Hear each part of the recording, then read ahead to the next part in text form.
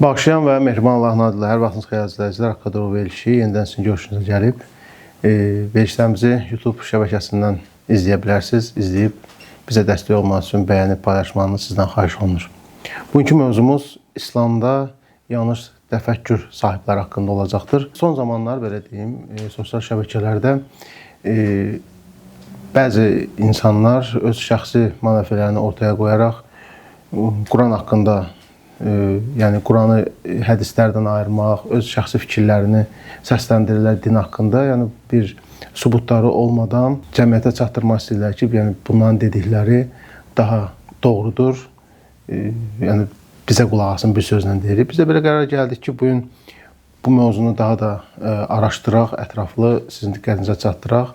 Elə bu mövzuya müzakirə üçün verilişimizə ilahiyyatçı Hacı Əli Vəlizadəni dəvət etmişik. Hacı, xoş gəlmisiniz. Xoş gördük sizi, salamlayıram sizi, kollektivinizi və bizi dinləyən bütün dinləyiciləri salamlayıram. Allah razı olsun sizdən. Təşəkkür Hacı, Allah razı olsun. Təşviq qəbulunuzə gəldiniz. Qeyd etdim elə veriş başlayanda ki, hal-hazırda məqsədli şəkildə mən deyərdim ki, bəzi şəxslər sosial şəbəkələrdə cəmiyyətin fikrini yayındırmaq istəyirlər. Yəni Quranın tərcüməsini, Quranın təfsirini başqa yöndə yönləndirirlər. Bu barədə istəyirəm bir sual verim ki, belə vəziyyətdə nə demək lazımdır? Siz bu barədə nə deyə bilərsiniz? Bismillahirrahmanirrahim. Elhamdülillahi Rabbil alemin. Vəl-aqibətu li əhli təqva vəl-yəqin. Bəli, biz də şahidik bu təəssüf olması bir mövzu üçün. Görürük ki, məsələn, istəyirlər Qur'anı vahid mənbə elan eləsinlər və hədis ümumiyyətlə qoyulsun qırağa. Əlbəttə, bu təzə bir şey deyil. Bugünün işi deyil. İslamın ilk günlərindən də bu addımı atanlar olub.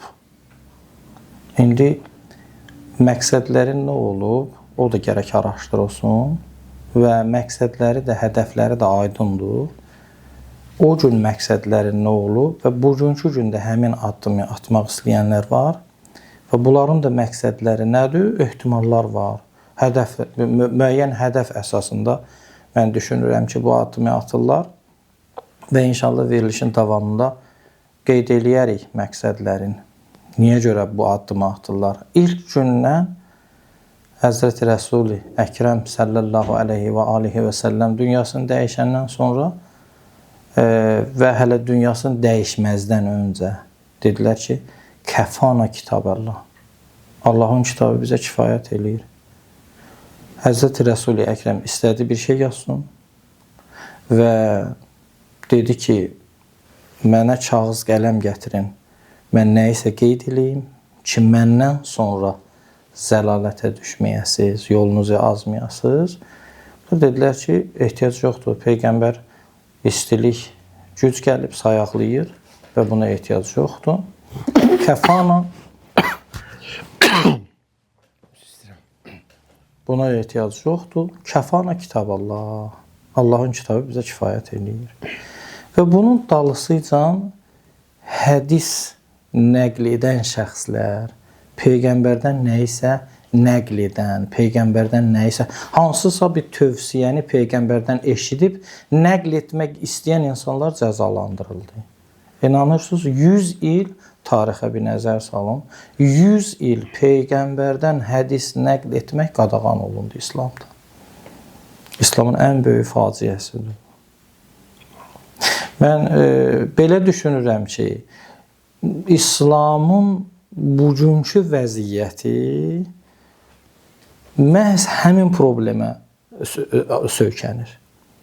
Ki, o günkü gün əgər bu faciə İslamda baş verməsəydi, bugünkü gün məzhəblər, firqələr, inhirafa düçar olan məsələn insanlar, münhərif əqidələr, münhərif təfəkkürlər bugünkü gün olmazdı.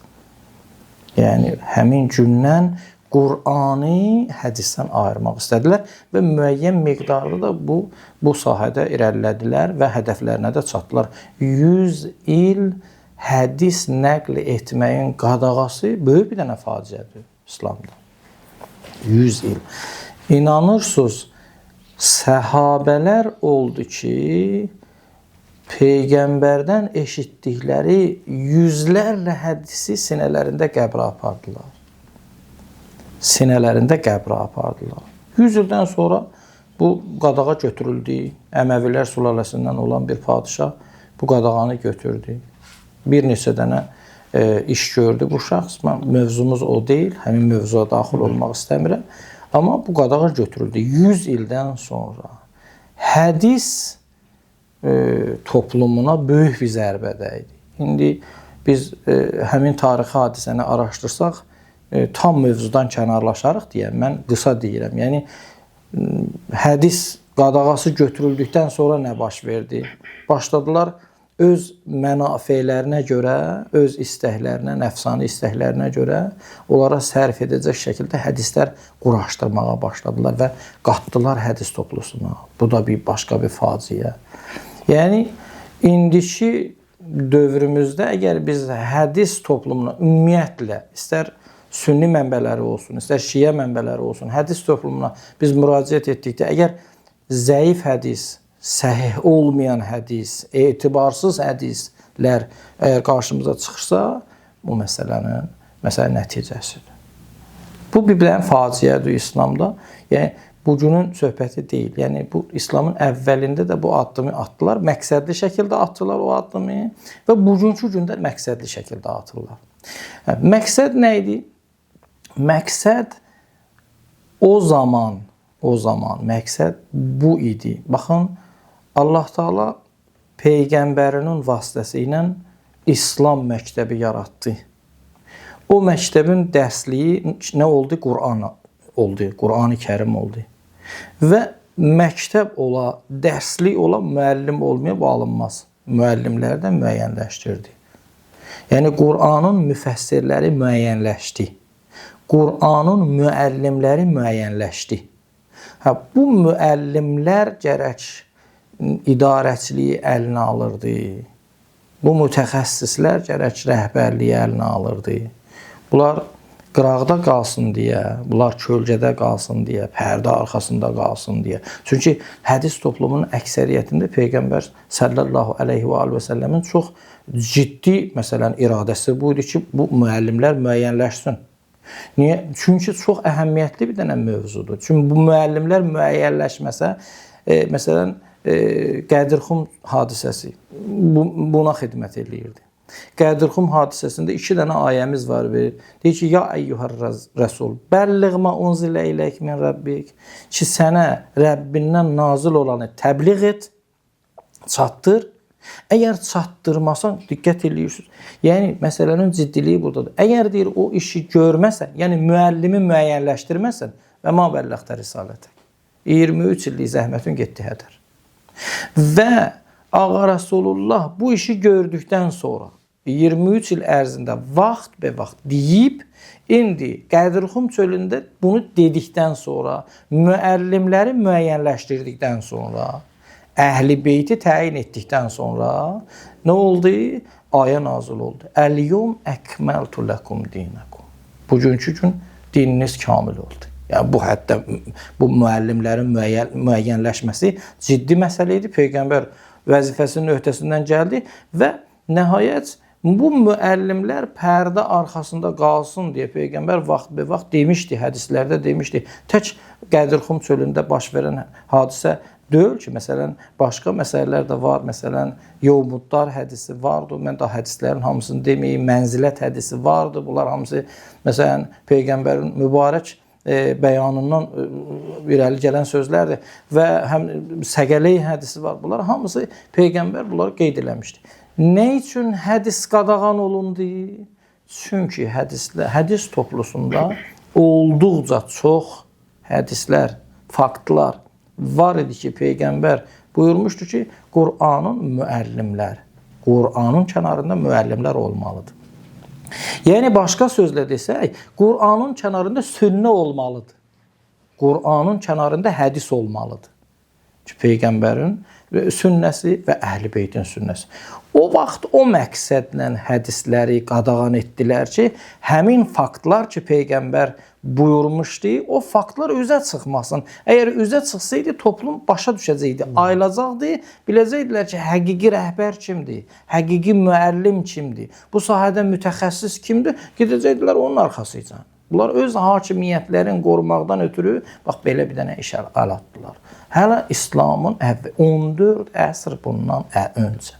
Və bax bu məsələ davam etdi. Düzdür, sonradan məsələn hədis qadağası götürüldü və bu hədis qadağası götürüldükdən sonra quraşdırma hədislər falan, bunlar hamısı öz yerində, amma bugünkü gündə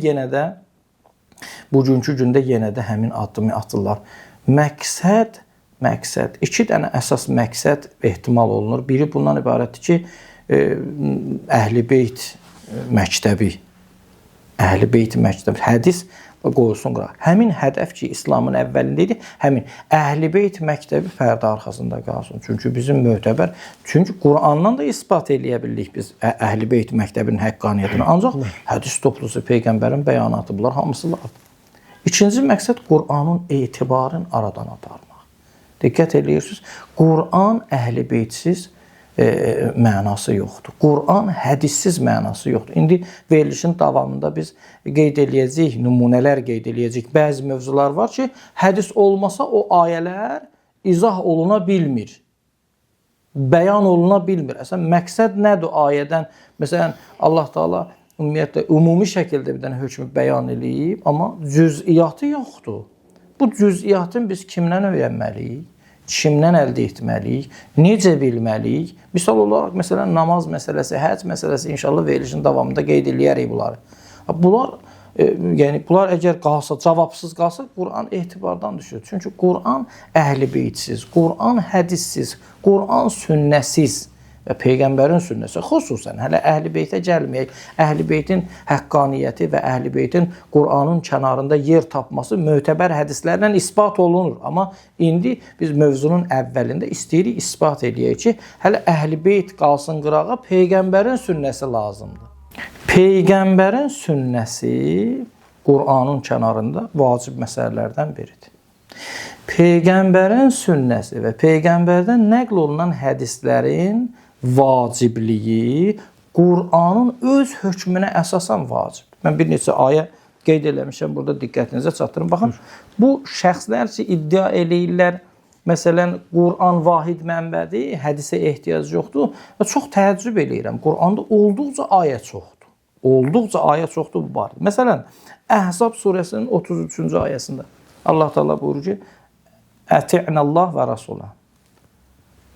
Allah və itaət burada söhbət gedir. Allaha itaət və onun rəsuluna itaət. Və buyurur ki, Ənfal surəsində 46-cı ayədə buyurur ki, Ya əyyuhəllədinə amənü, ətiullah və ətiur rəsul. Allaha itaət elə və onun rəsuluna itaət elə. Və la təvəlləv ənhu, üz döndərmə. İtaət elə, rəsula itaət elə. Və həmçinin Mücadilə surəsində ətiullah və rəsulə, Peyğəmbər, Mücadilə 13-cü ayə. Və ətiullah və ətiur rəsul müxtəlif yerlərdə. Nur surəsi 54-cü ayə. Təğabun surəsi 12-ci ayə. Və bunlar hamısı başqa ayələrdə var, mən qeyd eləyəcəyim. Və bu bir toplum ayələr. Bunlar deyirlər ki, Allaha itaət et və Peyğəmbərə itaət et. Yaxşı, biz bu ayələrə necə əməl eləyək? Deyir ki, Allaha itaət et və Peyğəmbərə itaət et. Peyğəmbərin itaəti necə olmalıdır ki? Peyğəmbər bir söz deməlidir, biz də ona itaət eləməliyik də. Yaxşı, bu tərəfdən deyək ki, hədisin etibarı yoxdur, hədisi qoyun qırağa. Bu tərəfdən də Qur'an deyir ki, Peyğəmbərə itaət eləyin. Peyğəmbərə necə itaət eləyək? Peyğəmbər gərək bir buyruğu olsun, bir tövsiyəsi olsun və biz ona itaət eləyək də. Allah deyir ki, itaət et. Mümkündür bir nəfər gəlsin desin ki, elə Qur'ana itaət eləmək, Qur'anı Peyğəmbərə nazil olur. Biz deyirik ki, bəs niyə demişdik ki, Allaha itaət et, elə qeyd eləyib də, təzədən Peyğəmbərə itaət edin, nə mənası vardır ki? Buradan biz bu ayələrdən aydın şəkildə bilirik ki, Allahın itaətinin kənarında Peyğəmbərə də itaət eləmək, yəni sünniyə itaət eləmək. Yəni Peyğəmbərin buyruğuna, Peyğəmbərdən nəql olunmuş hədislər. Mümkündür bir nəfər desin ki, Peyğəmbərin ətrafında olan insanlar itaət eləyərdilər ona. Biz üçün məsələn keçərli deyil. Deyirik ki, məsələn Quran bəlkə peyğəmbərin ətrafında olan səhabələr üçün nazil olmuşdur. Quran həmişəgidir. Quran bütün bəşəriyyət üçündür. Quran əgər bugünkü gün bizə deyir ki, Allaha itaət edin və onun peyğəmbərinə itaət edin, deməli peyğəmbərin buyruqlarına itaət məqsəddir.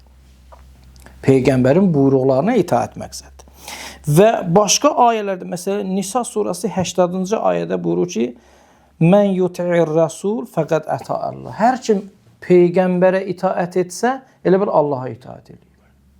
Peyğəmbərin sözünə baxan, elə bir Allahın sözünə baxın. Və həmçinin ayə Ənfal surəsi 1-ci ayə. Ətiullah və rəsulə in kuntum mu'minin. Allaha itaət və onun peyğəmbərinə itaət imanın nişanələrindəndir. Peyğəmbərə itaət imanın nişanələrindəndir. Və başqa bir ayə Ali İmran surəsi 32-ci ayədə buyurur ki, Qul ətiullah və rəsulə fə in təvəllə fə innəllaha la yuhibbul kafirin. Deyir ki, Allaha itaət eləyin və onun peyğəmbərinə itaət eləyin. Əgər üz döndərsəniz, yəni itaət etməsəniz peyğəmbərə, Allah deyir kafirləri sevmir. Yəni kafirlərdənsiz. Peyğəmbərə itaət etməyən kafirlərdəndir. Muhammed surəsinin 30-cu ayəsində Ya eyyuhəllədinə amanu ətiullah və ətiur rəsul və la tubtilu a'malakum. Ayədən məqsəd budur ki, Allaha itaət eləyin və onun peyğəmbərinə itaət eləyin ki, əgər itaət etməsəniz əməlləriniz batil olacaq. Peyğəmbərə itaət etməmək əməlin bütlanına gətirib çıxarır. Niyə görə? Çünki fərz eləyək, Xudavənd Mütəallı Qur'an-ı Kərimdə deyib ki, əqimus salat və atuz zəkat. Namaz qılın və oruç tutun, namaz qılın və zəkat verin. Və yaxud da kutibə əleykumus siyam. Sizə oruc vacib oldu. Və yaxud da əgər məsələn imkanınız var, həcc yerinə yetirin. Bu nümunələri Qur'an-ı Kərimdə var. Ümumi hökm bəyan eləyib Allah Taala. Onun cüz'iyyatı Qur'anda yoxdur. Və biz əgər namazı öz bildiyimiz kimi qılsaq, namaz batil olacaq. Mən necə namaz qılım? Namazın 2 rükət olması, 4 rükət olması, axı hansı şəkildə? Yəni, mən demirəm, 2 rükət qıl, mən demirəm, əli bağlı qıl, əli açıq qıl, möhürlə qıl, möhürsüz qıl. Amma necə qıl? Hansı şəkildə qıl? Yaxşı, indi bu dəqiqə, sən əgər namaz qılırsansa, iddia eləyirsansa, vahid, mənbə, Qur'andır, necə qılırsan namazı? Gərək bir cür namaz qılasan ya yox. Bu namazı sən necə qılırsan? Yaxşı, müəyyən keyfiyyətlə sən bu namazı qılırsan. Hardan əxs eləmirsən? Hardan əldə etmirsən bunu? Kim deyib sənə? Öz ağlığın, öz düşüncövün məhsuludur. Ya hardansa əldə etmirsən. Bu yenə də elə məsələn problemdir yəni. Bu və bunun kimi məsələlər, oruc məsələsi, ondan sonra həcc məsələsi cüz'iyyat qeyd olunmayıb. Biz bütün hökmlərin əgər cüz'iyyatın Allah Taala Qur'an-ı Kərimdə qeyd eləsəydi, Qur'anı gəzdirmək olmazdı ki. Qur'an vahid bir kitab kimi o qədər cüz'i məsələlər var ki, onlar hamısı əgər qərar olsaydı, bu qanunlar toplusunda qeyd olunsun, böyük bir kitabxanaya ehtiyac var idi. Ona görə də ümumi hökmlər. Əlbəttə, Allah Taala bəzi yerlərdə cüz'iyyata da yol verir. O mühüm məsələlərdə, ciddi məsələlərdə cüz'iyyata da yol verib, cüz'i məsələlərdə bəyan eləyib, istisna etmirəm bunu. Amma məsələn, Allah çox yerdə ümumi hökm bəyan eləyib Xudavənd Mütəal. Onun xüsusiyyatı hamısı Qur'an-ı Kərimdə qeyd olunmayıb, cüz'iyyatı Qur'an-ı Kərimdə qeyd olunmayıb və Allah Taala özü irca verib. Yəni özü deyib ki, müraciət eləyin peyğəmbərə və müraciət eləyin ulul əmrə. Deyir ki, Qur'an-ı Kərimdə Əhzab surəsinin 36-cı ayəsində deyir ki, peyğəmbərə itaət eləyin, Allaha itaət eləyin. Əgər itaət eləməsiniz, yolunuzu azacaqsınız. Yolunuzu azacaqsınız. Və peşmançılıq qeyd olunubdur. Məsələn, bəzi ayələrdə Əhzab surəsinin 66-cı ayəsində və Maidə surəsinin, mən də ayələri tərcümə etməyim, vaxtımız tutulmasın. Maidə surəsinin 92-ci ayəsində mücazat, yəni hər kim peyğəmbərə itaət etməsə cəzalanacaq axirətdə. Və Bundan əlavə ayələr də məsələn peyğəmbərə itaətin nəticəsi. Yəni peyğəmbərə itaətin nəticəsi məsələn Ali İmran surəsinin 31-ci ayəsində Allah Taala deyir ki, kim peyğəmbərə itaət eləsə və Allaha itaət eləsə, Allah onu sevər. Və yaxud da Tövbə surəsinin 79-cu ayəsində buyurur ki, hər kim Allaha və peyğəmbərə itaət eləsə, Allah ona rəhm edər. Ləəlləkum turhamun. Və həmçinin Nur surəsinin 54-cü ayəsində hidayəti əlaqələndirir. Allaha itaət və onun rəsuluna itaət. Bu məsələlər hamısı bağlıdır peyğəmbərə itaətinə və həmçinin Fəth surəsinin 17-ci ayəsi. Mən bu ayələrin hamısını qeyd eləmək istəyirəm ki, bunu deyirəm, bu insan ki iddia eləyir ki, mən Qur'anı bilirəm.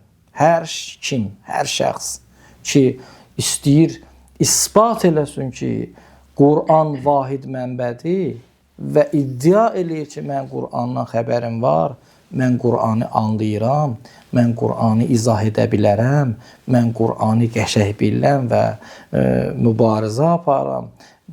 İslamda bu var, bu yoxdur. Bu ayələri gərək mütaliə eləsin. Bu ayələrə gərək diqqət eləsin.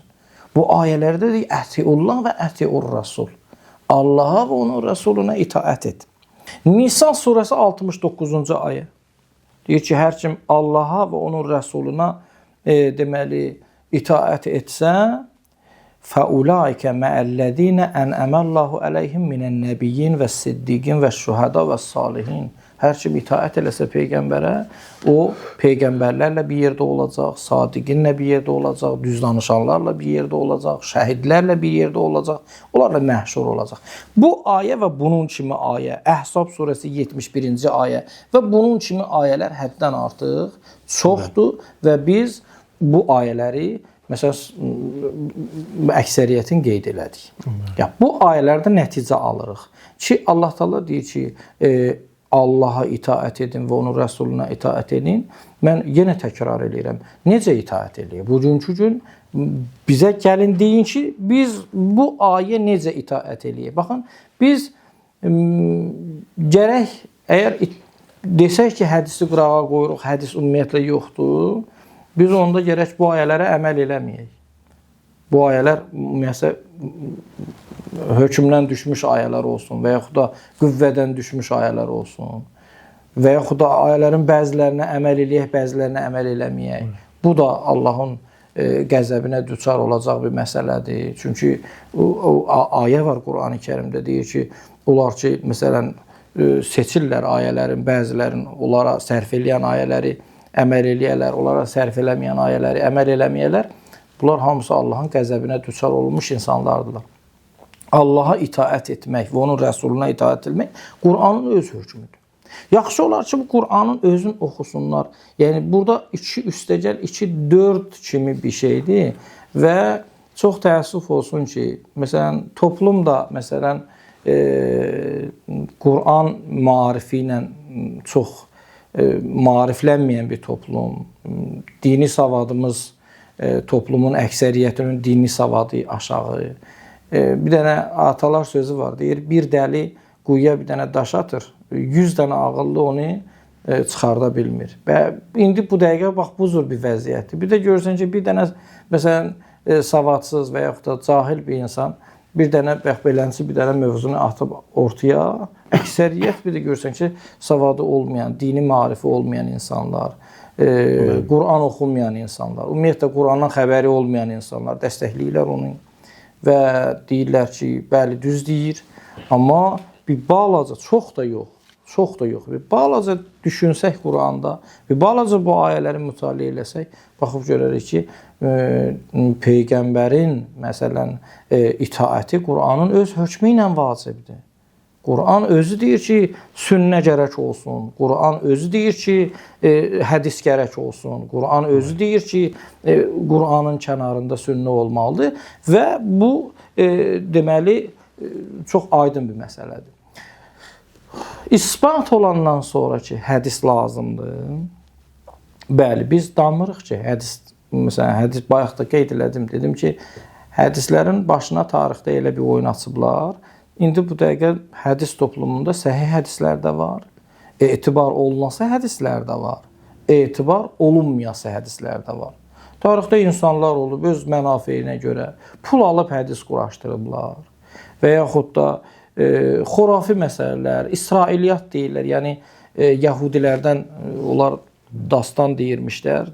Müsəlmanların arasında o Yahudilərdən müsəlman olan insanlar. Ya ümumiyyətlə münafiq Yahudilər ki, məsələn, zahirdə özlərin müsəlman göstərirdilər. Müsəlmanlar arasında otururdular. O Yahudiyyət, o İsrailiyyat hədislərindən danışırdılar və onlar qarışıb topluma, hədis toplusuna. Qurana hədislər vardır.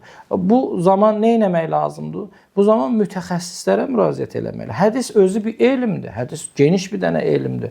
Hansı hədis səhihdir, hansı hədis nasəhihdir, hansı hədisə etibar eləmək olar, hansı hədisə etibar eləmək olmaz. Bunlar hamısı özünün sahəsi var. Bəli, bunlar gərək o sahədə məsələn mütəxəssisə müraciət eləyəsən, səhih hədisi, nasəhih hədisdən ayırasan və səhih hədislərə müraciət eləyəsən. Və başqa yolumuz da yoxdur.